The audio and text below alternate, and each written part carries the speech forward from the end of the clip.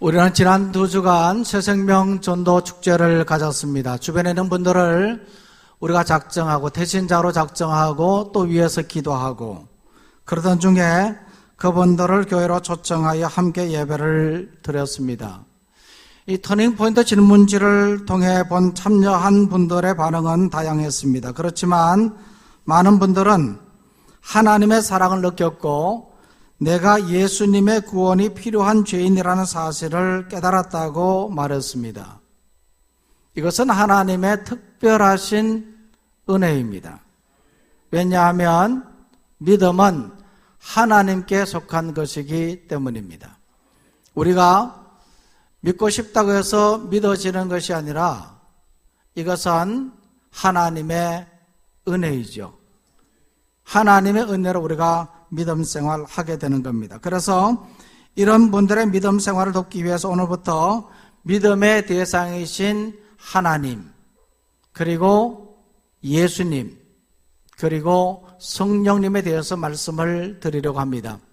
이것은요, 그동안 믿음 생활을 해왔던 우리 성도님들에게도 꼭 필요한 말씀입니다. 그래서 오늘은 그 첫 번째 시간입니다. 하나님은 누구신가 하는 겁니다. 하나님이 누구신가를 아는 것은 신앙생활의 기본입니다. 왜냐하면 앞에서 말씀을 드렸던 것처럼 하나님은 우리의 믿음의 대상이기 때문이지요. 만약 우리가 하나님을 모른다면 우리의 믿음은 거짓이고 허구일 수밖에 없습니다. 그래서 하나님이 누구신가를 아는 것은 매우 중요합니다. 그런데 문제는 하나님을 안다는 것은 그리 쉬운 것이 아닙니다. 눈에 보이는 부모도 제대로 알 수 없는데 어떻게 보이지 않는 하나님을 우리가 알 수 있겠습니까? 우리의 생각이 짧고 지식에 한계가 있고 깨닫는 능력이 부족한 우리인데 어떻게 온전하고 영원하신 하나님을 이해할 수 있겠느냐 하는 겁니다. 마치 장님이 코끼리를 만지듯 우리는 하나님을 온전히 알 수도 없고 이해할 수도 없습니다. 그러면 하나님을 아는 것이 중요한데 우리의 가진 지식이나 우리의 가진 능력으로는 알 수 없다면 어떻게 하면 되겠습니까? 그것은 하나님께서 스스로 자기 자신을 나타내 보여주신 하나님의 말씀인 성경을 읽으면 알 수가 있습니다. 우리가 성경을 읽을 때 우리의 지식으로 읽는 것이 아니라 성령의 감동하심에 따라서 이 성경 말씀을 읽으면 이 성경 말씀을 통하여서 하나님을 알 수 있고 하나님께 가까이 나아갈 수가 있습니다. 그래서 이 성경에는요, 이 하나님에 대해서 다양하게 설명을 하고 있습니다. 신구약 성경 전체를 보면 굉장히 두껍지 않습니까? 구약 성경만 하더라도 39권의 단편책으로 구성되어 있고 신약 성경은 27권으로 구성되어 있어요.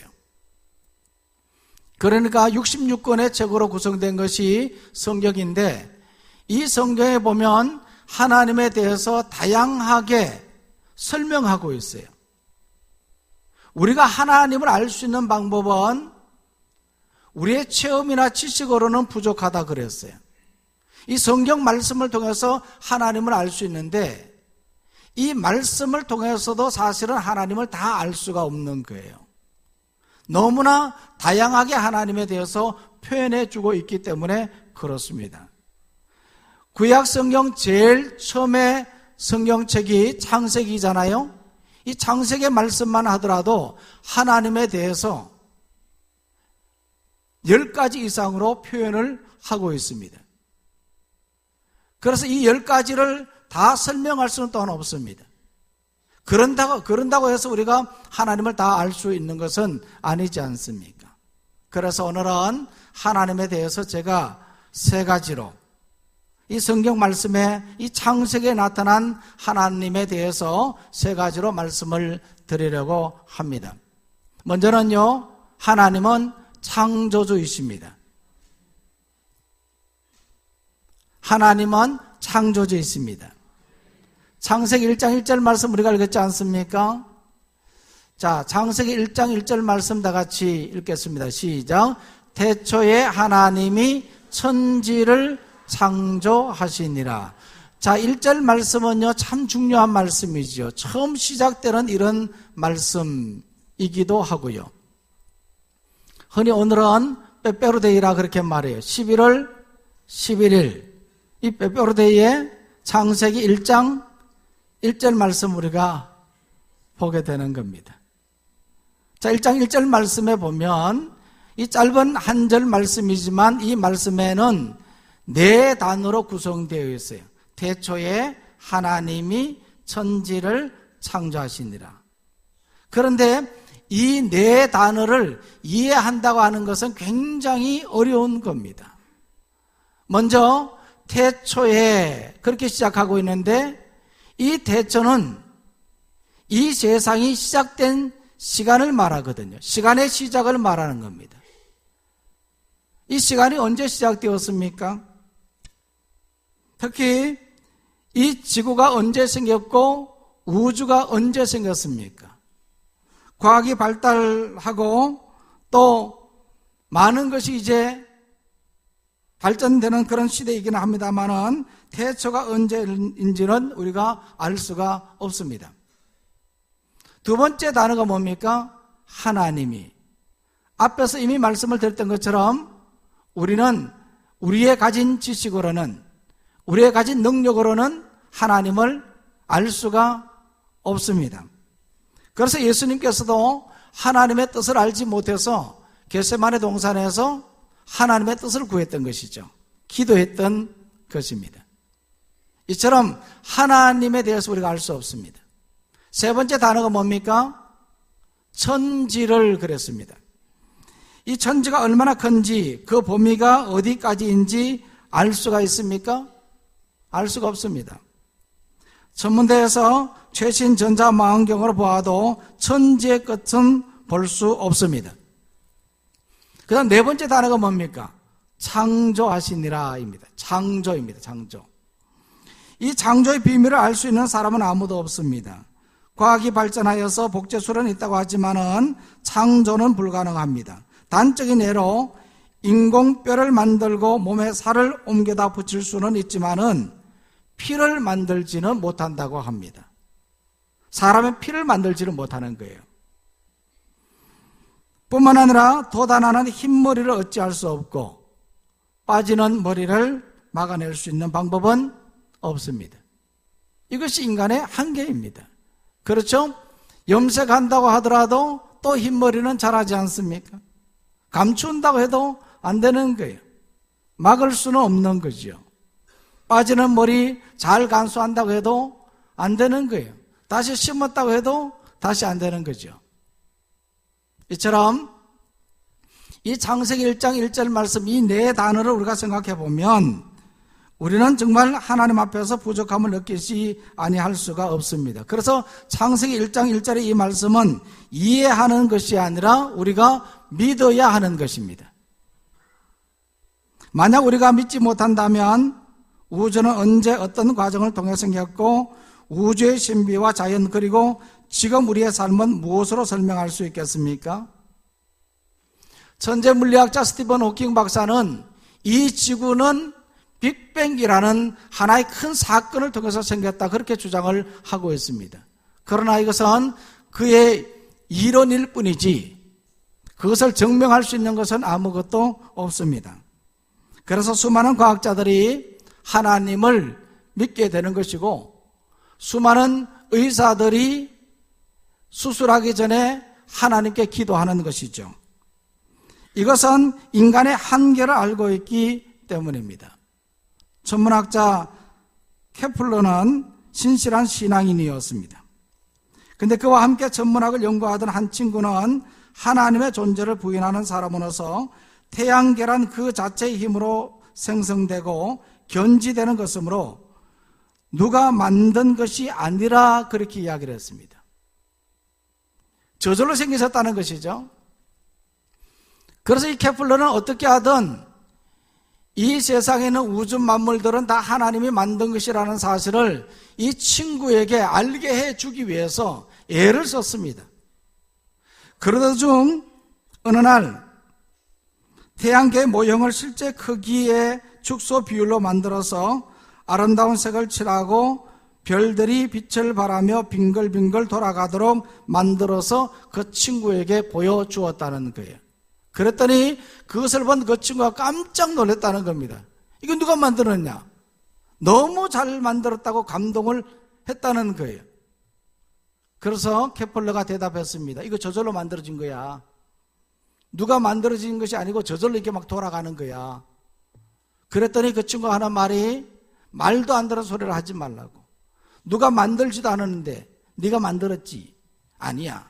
저절로 생긴 거야. 그랬어요.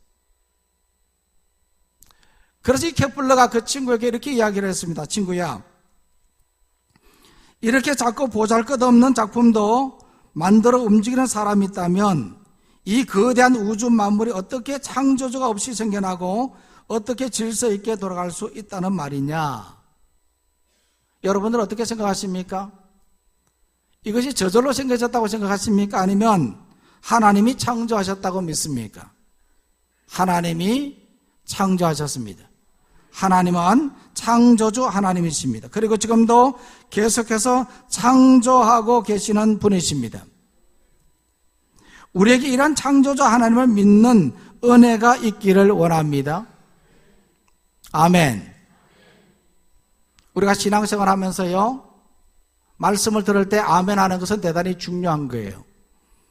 아멘 안 하고 그냥 귀로 듣는 것하고 입으로 이 말씀을 그대로 받으면서 아멘 하는 것은 대단히 중요한 거예요. 은혜가 다릅니다. 어떤 분은 아멘 안 해도 된다고 말하지만 그렇지 않아요. 신앙생활에서 아멘 잘하는 사람이 신앙생활 잘하는 사람이에요. 오늘 여러분들 아멘 하시길 바랍니다. 이 창조주 하나님을 믿는 은혜가 있는 우리 모두가 되기를 소망합니다. 만약 우리가 창조주 하나님을 믿는다면 우리는 성경 말씀에 따라 살아갈 수밖에 없습니다. 왜냐하면 성경 말씀은 우리가 어떻게 살아가야 하는지 자세하게 설명해 주고 있기 때문입니다. 우리는 하나님이 만드신 글작품이지 않습니까? 그렇죠?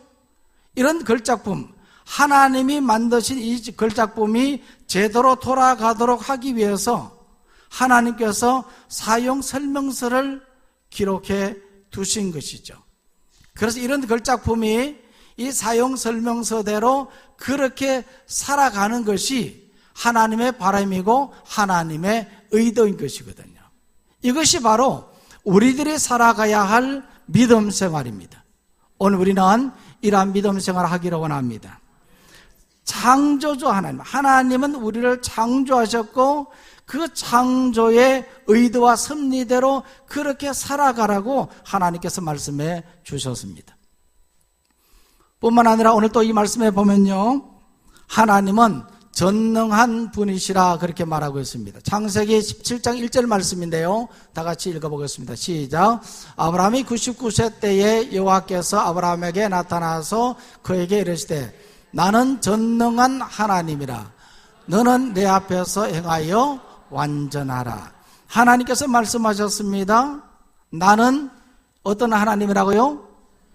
전능한 하나님이라 그랬어요. 여기서 이 전능한이란 이 말은 사전에 보니까요 이렇게 말하고 있습니다. 어떤 일이든 하지 못할 일이 없다. 어떤 일이든 하지 못할 일이 없는 분이 바로 하나님이시다. 전능한 하나님이시다. 그렇게 말하고 있습니다. 앞에서 말씀을 드렸던 것처럼 하나님께서 세상을 창조하셨어요. 말도 안 되는 이야기 같지만 하나님이니까, 하나님이 전능하신 분이시니까 세상을 창조하신 거예요. 무엇으로 창조하셨습니까? 말씀으로. 빛이 있으라 말씀하시니까 빛이 생겼어요. 말씀하신 대로 그렇게 이루어졌단 말입니다. 이것이 바로 하나님의 전능성을 나타내는 증거입니다. 뿐만 아니라 오늘 이 말씀에도 나옵니다마는 아브라함은 99세 때가 되기까지 자녀가 없었어요. 그래서 하나님께서는 이런 아브라함에게 아들을 줄 것이라 그렇게 약속하셨고 100세가 되었을 때에 하나님께서 그에게 아들을 주셨습니다. 99세 나이에 얻은 아들, 도저히 출산의 능력이 없는 그런 상황 속에서도 하나님은 가능하게 하시는 분이십니다. 그래서 하나님은 전능하신 하나님이라 그렇게 말합니다. 출애굽의 역사 속에서도 이런 기적들은 참 많습니다. 이스라엘 백성들이 출애굽하는 과정 속에 홍해 바다 앞에 놓여 있었을 때, 그들 앞에 홍해 바다가 있고 뒤에는 애국 군대가 쫓아올 때 하나님께서 홍해 바다를 가르시고 길을 열어 주셨습니다. 어떻게 이런 일이 있을 수 있습니까? 하나님이니까 가능한 거예요. 그리고 하나님께서 그들에게 먹을 양식을 내려주셨습니다. 만나를 내려주시고 메추라기를 내려주셨습니다. 그리고 낮에는 구름 기둥으로 그들의 더위를 가려주시고 밤에는 불 기둥으로 그들의 추위를 따뜻하게 해주셨습니다. 성경에는요, 이것뿐만 아니라 수많은 기적들이 있습니다. 도저히 못 고치는 그러한 질병도 하나님께서는 고치셨고 죽은 자도 살리신 것입니다. 이것이 바로 하나님이 전능하신 분이시기 때문입니다. 우리는 이런 전능하신 하나님을 믿는 성도가 되기를 원합니다. 그런데 이와 같이 전능한 하나님은 지금도 일하고 계십니다. 성경 말씀에 나타난 그런 하나님만이 아니라 지금도 하나님은 우리 가운데 전능한 하나님으로 역사하고 계시는 거예요. 어떤 집사님이 간암 3기가 되어서 암이 여러 군데로 전이되어 의사가 수술을 포기했다고 합니다. 그렇지만 이 집사님은 생명을 포기하지 않고 맨발로 청계산을 등산하기 시작했습니다. 매일같이 그렇게 청계산을 맨발로 올라가서 산 정상에 올라가서서는요, 억지로라도 소리를 치면서 박장대소하면서 웃었다는 거예요. 그렇게 웃었다는 거예요. 그렇게 여러 날을 그렇게 해오면서 양수리 수양관으로 가서 또 하나님 앞에 기도원에서 하나님 앞에 기도했고, 그리고 교회에서 기도하는 시간이 되면 기도 시간에 나와서 또한 부르짖으며 하나님 앞에 기도했다는 거예요. 그렇게 기도하는 가운데 어느 순간에 그의 질병이 고침 받았습니다. 의사는 안 된다고 할지라도 전능한 하나님은 하십니다. 우리는 이것을 믿어야 됩니다. 그리고 이러한 전능한 하나님께 기도해야 됩니다. 좌절할 수밖에 없는 상황에서도 용기를 가지고 다시 일어나야 됩니다. 그러면 전능한 하나님께서 전능의 손길로 우리에게 기적을 베풀어 주실 것입니다. 저희 아들이 어릴 적의 일입니다.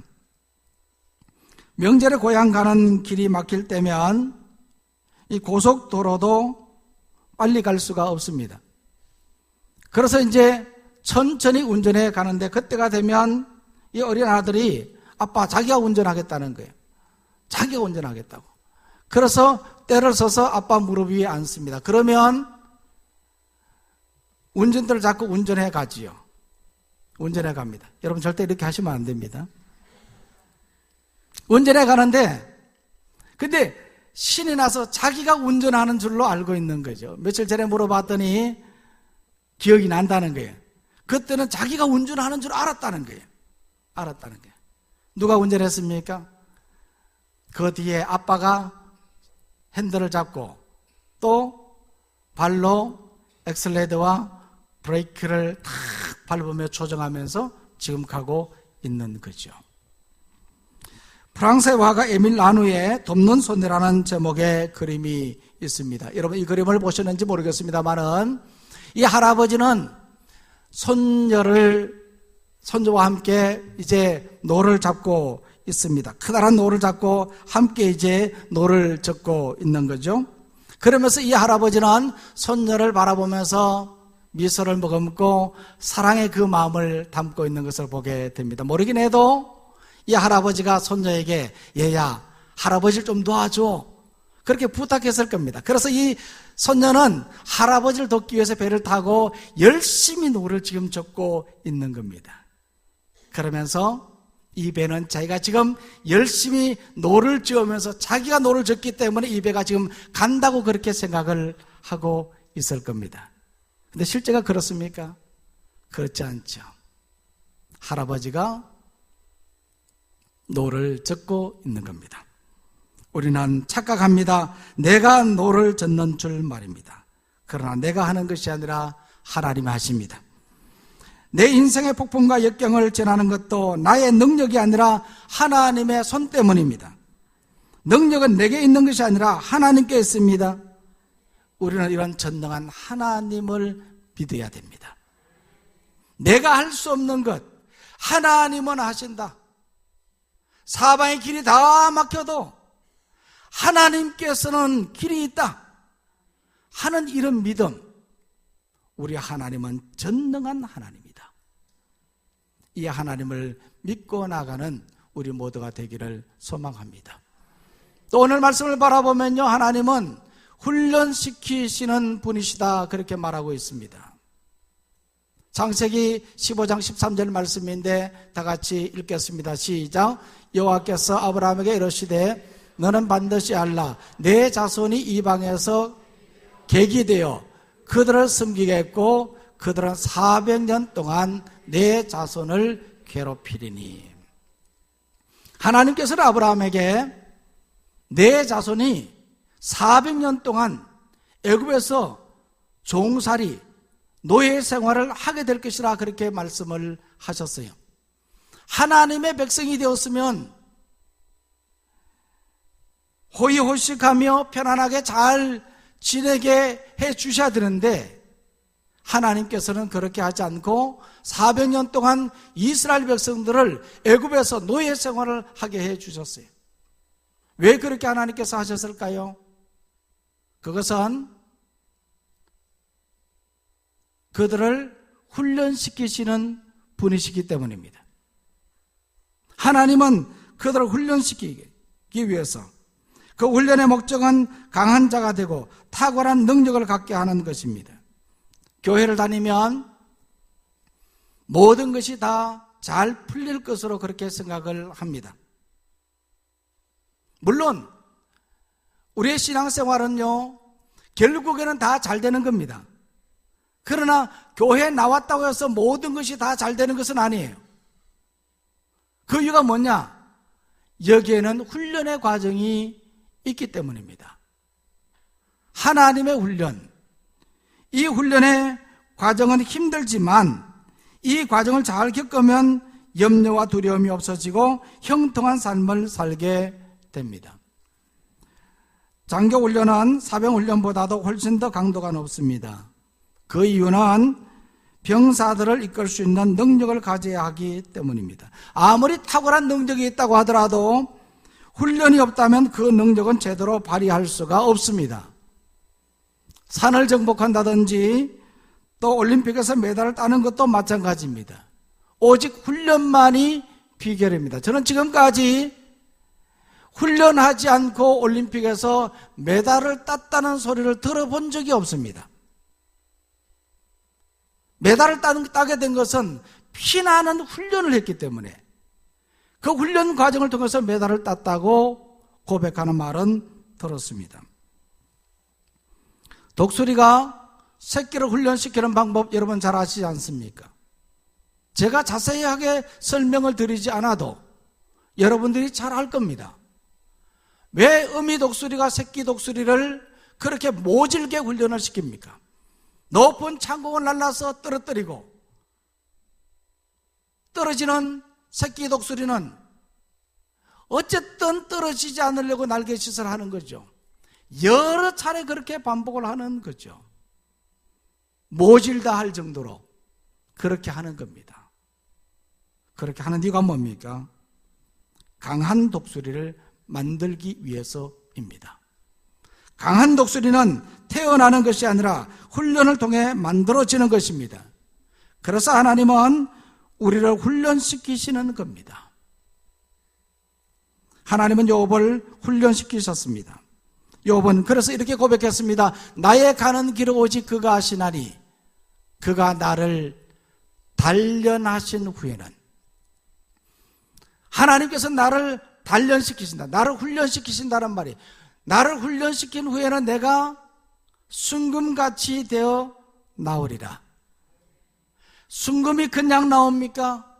단련되지 않고는 안 되는 것이거든요. 하나님이 이와 같이 우리를 훈련시키십니다. 훈련시키시는 이유가 뭡니까? 우리를 사랑하기 때문입니다. 우리를 무능한 자로 방치하지 않고 능력 있는 일꾼으로 사용하기 위해서 우리를 훈련시키시는 거죠. 훈련의 강도가 높으면 높을수록 더 훌륭한 일꾼이 되고 하나님과 사람으로부터 더욱 신뢰받는 지도자가 될 수 있습니다. 성경에도 보면요, 하나님께서 이스라엘 백성들의 지도자로 모세를 선택하기 전에 그를 훈련시키셨어요. 몇 년 동안? 40년 동안 광야에서 철저하게 모세를 훈련시켰었습니다. 다윗을 위대한 왕으로 세우기 전에 하나님은 사울왕 아래에서 13년 동안 훈련을 시키셨습니다. 그래서 훈련이라는 이 과정은 매우 값지고 귀한 것입니다. 훌륭한 지도자가 되고 위대한 왕이 될 수 있는 것은 이와 같은 훈련 때문입니다. 그래서 고난 뒤에는 반드시 영광이 주어지게 되는 것이죠.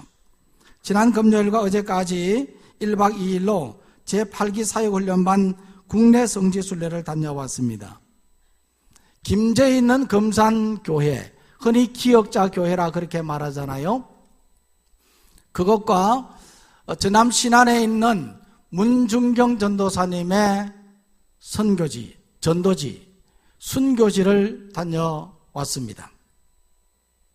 그리고 어저께 올라오는 길에 영광 야월 지역에 있는 야월교회, 공산당에 의해서 65명 교인 전체가 순교당한 그 순교 현장에 저희들이 둘러보고 답사하고 그렇게 돌아왔습니다. 문중경 전도사님의 그 순교지 중동리교회 담임 목사님이 문중경 전도사님에 대해서 설명을 하면서 이런 이야기를 하셨어요. 닭은 21일 동안 알을 품는다. 퀴즈를 내면서 21일 동안 알을 품고 병아리가 되지 않습니까? 그런데 알을 품을 때 닭은 무엇을 하느냐는 거예요. 저도 시골 출신입니다만은 그것을 잘 몰랐는데 21일 동안 이 닭은 계란을 품고 그 계란을 돌린다는 거예요. 발로 자꾸 돌린다는 거예요. 왜 돌립니까? 그냥 두면 그 알이 썩기 때문에. 썩지 않도록 하기 위해서 계속해서 계란을 굴리는 겁니다. 그렇게 해서 부화를 시킨다는 거예요. 오늘 우리가 훈련받지 않고 그냥 있으면 썩을 수밖에 없어요. 편안하게 안전하게 신앙생활하는 것은 하나님으로부터 귀하게 쓰임받을 수가 없습니다.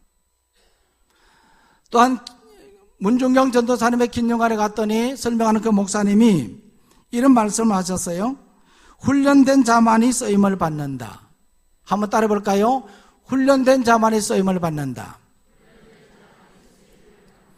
그러면서 문중경 전도사님도 한 여인으로서 신안 지역에 여러 개의 섬을 다니면서 수많은 사람들에게 복음을 전했고 오늘도 그 영향력을 받았던 수많은 사람들이 있게 된 것은 무엇 때문이냐?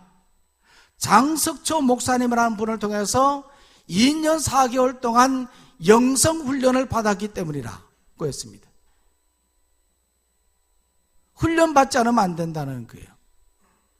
그래서 우리는 제자훈련, 사역훈련 받는 것 귀하게 생각하시고 훈련에 적극적으로 임하는 우리 모두가 되기를 소망합니다. 뿐만 아니라 우리가 지금 살아가면서 신앙생활하면서 이런저런 그런 훈련들이 있습니다. 하나님이 주시는 그런 훈련들이 있단 말입니다. 이러한 훈련들을 우리가 기쁨으로 잘 이겨내면 이후에 하나님께서 우리를 더 큰 복으로 인도해 주시리라 믿습니다. 하나님은 어떤 분이십니까? 하나님은 창조주이십니다.